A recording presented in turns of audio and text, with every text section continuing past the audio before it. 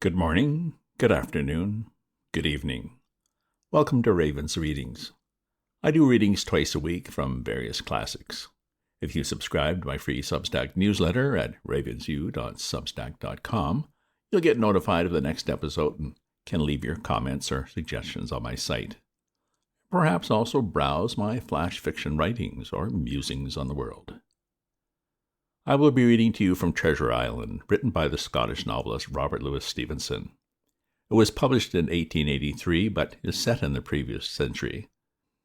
Last episode, Jim met Ben Gunn, who had been marooned there for 3 years, and the good guys took control of the stockade and started bringing supplies ashore. Chapter 17. Narrative continued by the Doctor. The Jolly Boat's last trip. This 5th trip was quite different from any of the others. In the first place, the little gallipot of a boat that we were in was gravely overloaded. 5 grown men, and 3 of them, Trelawney, Redruth, and the captain, over 6 feet high, was already more than she was meant to carry. Add to that the powder, pork, and bread bags. The gunwale was lipping astern. Several times we shipped a little water, and my breeches and the tails of my coat were all soaking wet before we had gone 100 yards. The captain made us trim the boat, and we got her to lie a little more evenly. All the same, we were afraid to breathe. In the second place, the ebb was now making, a strong rippling current running westward through the basin, and then southward and seaward down the straits by which we had entered in the morning. Even the ripples were a danger to our overloaded craft, but the worst of it was that we were swept out of our true course and away from our proper landing place behind the point. If we let the current have its way, we should come ashore beside the gigs, where the pirates might appear at any moment. "I cannot keep her head for the stockade, sir," said I to the captain. I was steering, while he and Redruth, 2 fresh men, were at the oars. "The tide keeps washing her down. Could you pull a little stronger?" "Not without swamping the boat," said he. "You must bear up, sir, if you please. Bear up until you see we're gaining." I tried, and found by experiment that the tide kept sweeping us westward until I had laid her head due east, or just about right angles to the way we ought to go. "We'll never get ashore at this rate," said I. "If it's the only course that we can lie, sir, then we must even lie it," returned the captain. "We must keep upstream. You see, sir," he went on, "if once we drop to leeward of the landing place, it's hard to say where we should get ashore, besides the chance of being boarded by the gigs. Whereas, the way we go, the current must slacken, and then we can dodge back along the shore." "The current's less already, sir," said the man Gray, who was sitting in the foresheets. "You can ease her off a bit." "Thank you, my man," said I, quite as if nothing had happened, for we had all quietly made up our minds to treat him like one of ourselves. Suddenly the captain spoke up again, and I thought his voice was a little changed. "The gun," said he. "I have thought of that," said I, for I made sure he was thinking of a bombardment of the fort. They could never get the gun ashore, and if they did, they could never haul it through the woods. "Look astern, Doctor," replied the captain. We had entirely forgotten the long 9 on the ship, and there, to our horror, were the 5 rogues busy about her, getting off her jacket, as they called the stout tarpaulin cover under which she sailed. Not only that, but it flashed into my mind at the same moment that the round shot and the powder for the gun had been left behind, and a stroke with an axe would put it all into the possession of the evil ones abroad. "Israel was Flint's gunner," said Gray hoarsely. At any risk, we put the boat's head direct for the landing place. By this time we had got so far out of the run of the current that we kept steerage way, even at our necessarily gentle rate of rowing, and I could keep her steady for the goal. But the worst of it was that, with the course I now held, we turned our broadside instead of our turn to the Hispaniola, and offered to target like a barn door. I could hear as well as see that brandy-faced rascal Israel Hands plumping down a round shot on the deck. "Who's the best shot?" asked the captain. "Mr. Trelawney, out and away," said I. "Mr. Trelawney, will you please pick me off one of these men, sir? Hands, if possible," said the captain. Trelawney was as cool as steel. He looked at the priming of his gun. "Now," cried the captain, "easy with that gun, sir, or you'll swamp the boat." All hands stand by the trimmer when he aims.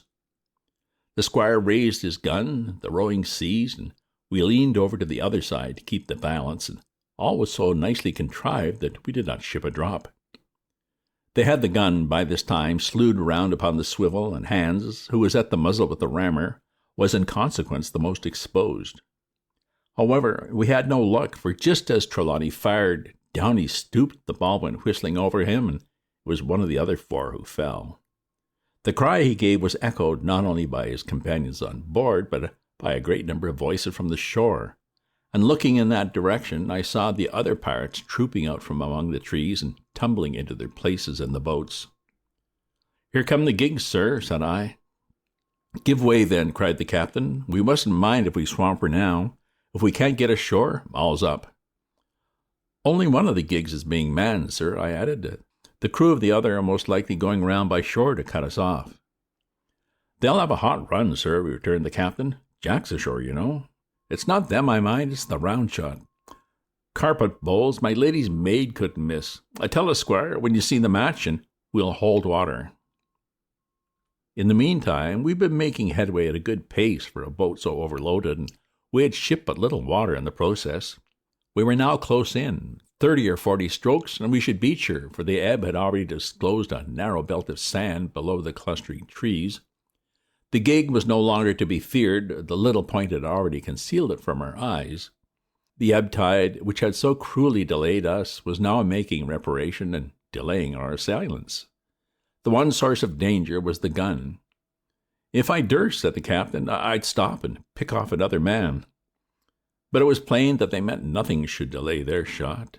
They had never so much as looked at their fallen comrade, though he was not dead, and I could see him trying to crawl away.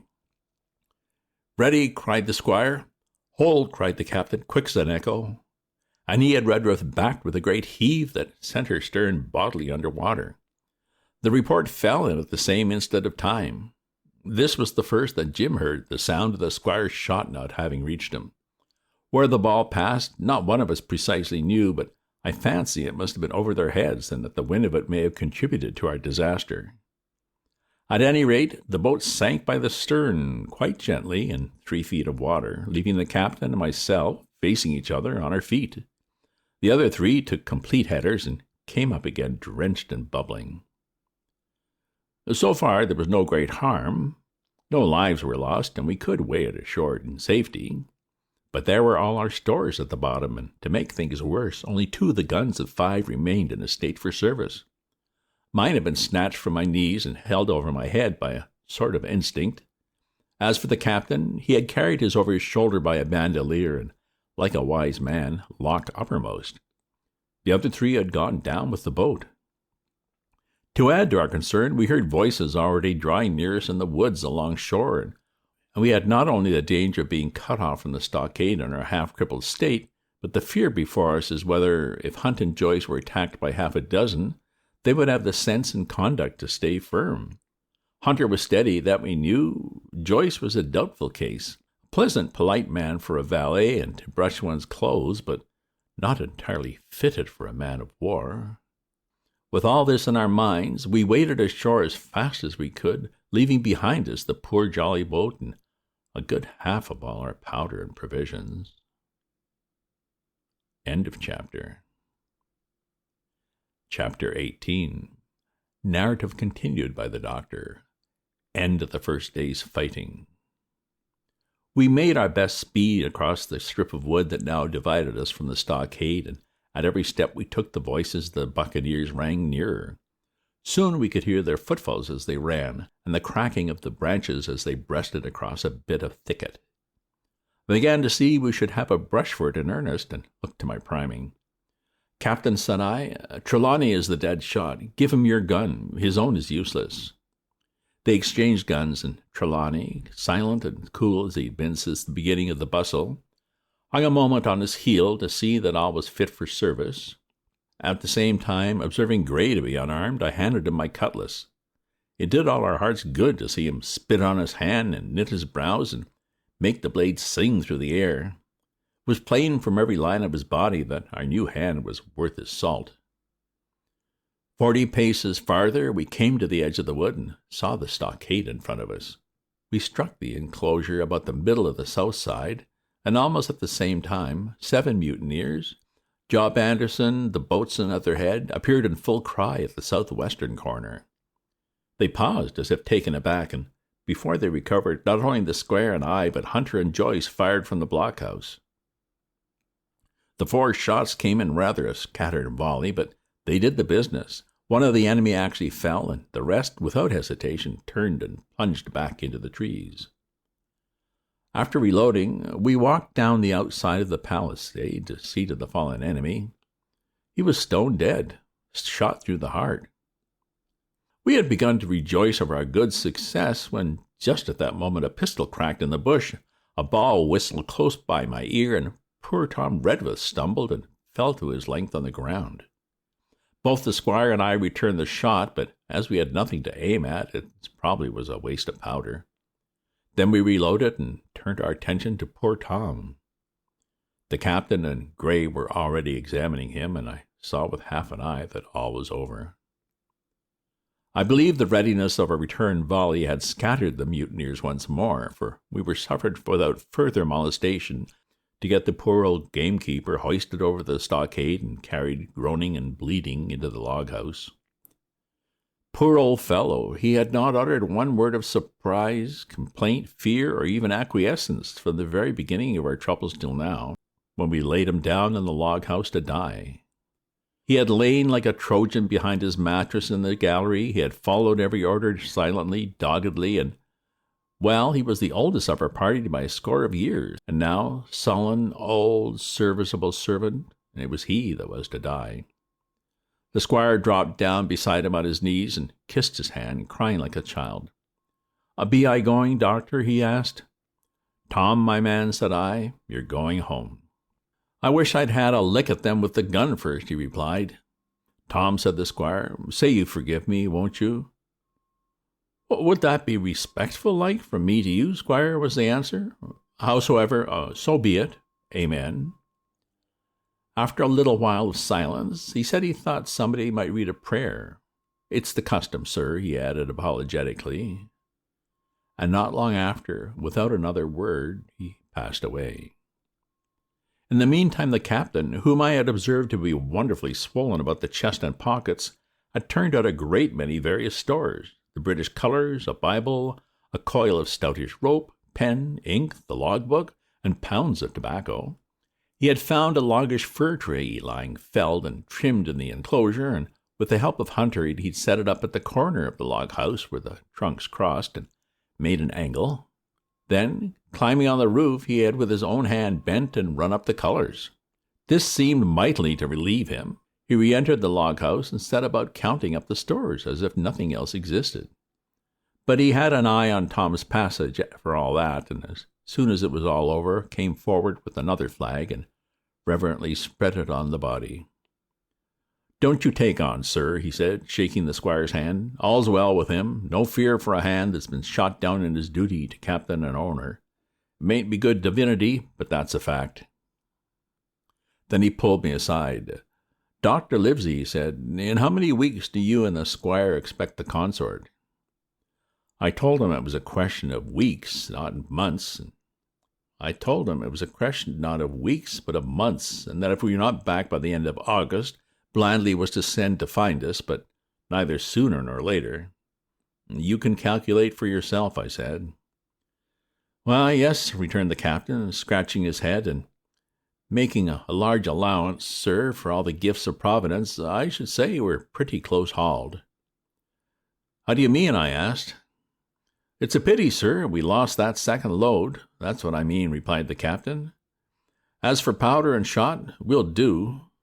But the rations are short, very short. So short, Dr. Livesey, that we're perhaps as well without that extra mouth." And he pointed to the dead body under the flag. Just then, with a roar and a whistle, a round shot passed high above the roof of the log house and plumped far beyond in the wood. "Oh-ho," said the captain, "blaze away. You've little enough powder already, my lads." At the second trial, the aim was better, and the ball descended inside the stockade, scattering a cloud of sand, but doing no further damage. The captain said to the squire, "The house is quite invisible from the ship.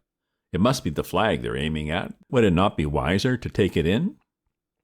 "Strike my colors!" cried the captain. "No, sir, not I," and as soon as he said the words, I think we all agreed with him.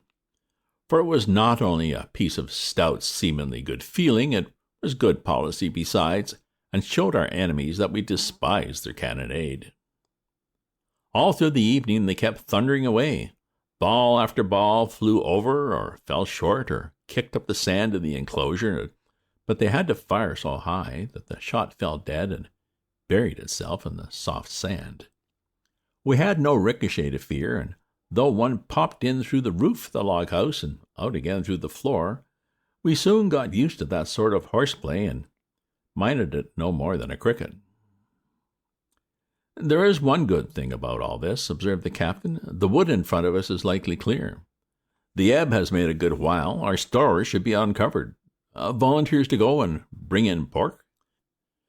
Gray and Hunter were the first to come forward.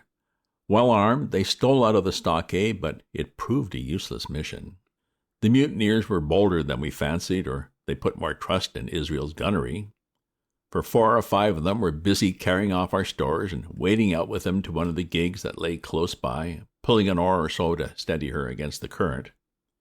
Silver was in the stern sheets in command, and every man of them was now provided with a musket from some secret magazine of their own. The captain sat down to his log, and here is the beginning of the entry. Alexander Smollett, master; David Livesey, ship's doctor; Abraham Gray, carpenter's mate; John Trelawney, owner; John Hunter and Richard Joyce, owner's servants, landsmen, being all that is left faithful of the ship's company, with stores of 10 days at short rations, came ashore this day and flew British colors on the log house in Treasure Island. Thomas Redruth, owner's servant, landsman, shot by the mutineers; James Hawkins, cabin boy. And at the same time, I was wondering over poor Jim Hawkins' fate. A hail on the land side. "Somebody's hailing us," said Hunter, who was on guard. "Doctor, squire, captain. Hello, Hunter, is that you?" came the cries. And I ran to the door in time to see Jim Hawkins, safe and sound, climbing over the stockade. End of chapter. Well, they've got a few provisions, and all are safe in the stockade now, and Jim Hawkins has returned. Just a reminder, if you subscribe to my free newsletter at ravensview.substack.com, you'll get notified of my updates as soon as they're ready. If you enjoyed this reading or have other classics you'd like to hear, leave me a comment. Check out my other posts on my Substack. And remember to share this with your friends. Ta-ta for now.